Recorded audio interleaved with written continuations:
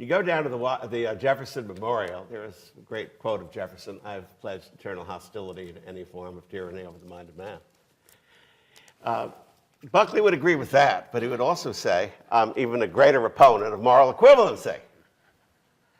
What is moral equivalency?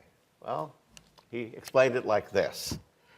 Imagine a wheelchair-bound person is about to cross the street, and a passerby appears, and he pushes the wheelchair in the way of an oncoming bus. Well, terrible end to the story, tragedy. But imagine the person is halfway across the street, the light changes, and a bus is approaching the person, and a Good Samaritan appears and pushes the wheelchair out of the way of the oncoming bus. Happy ending. Well, therefore, both stories have a few things in common.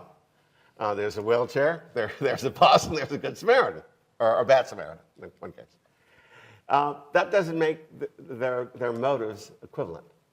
And what bothered him, he thought, at Yale, as it was teaching, this was in the era after World War II, where, first of all, the economics department, remember, he was born in 1925. Think of 1925. Calvin Coolidge was in the White House. Didn't say very much. He didn't think he had to impose himself every 5 minutes on the American people, like other presidents we could think about. He was attacked for not saying very much at all right? Government did much less. America thought it had learned from its crusade in Europe, was trying very hard not to repeat it. The world was at peace, and the country's economic situation was booming.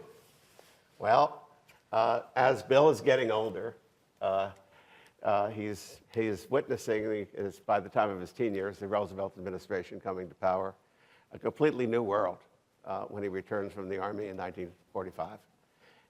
We're talking about mixed economies, not free markets, which he thought was really, socialism by another name. We had the aggressive kind that we saw with, remember the parades of the GIs coming home after World War II. Well, of course, in Eastern Europe, the Soviets stayed where they were.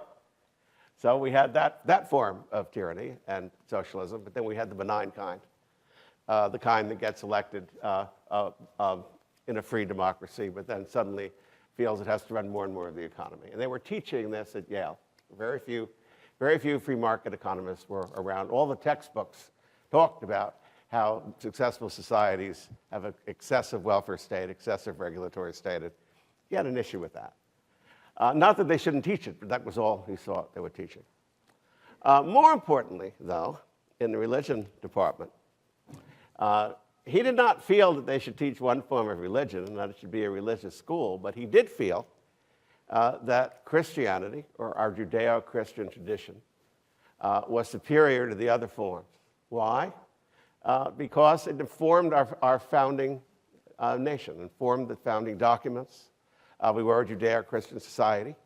Judeo-Christian tradition teaches that we are all made in God's image, and therefore is the source of all freedom from government interference. We're all born equal. We're all equal in the eyes of each other, in the eyes of the state, in the eyes of God.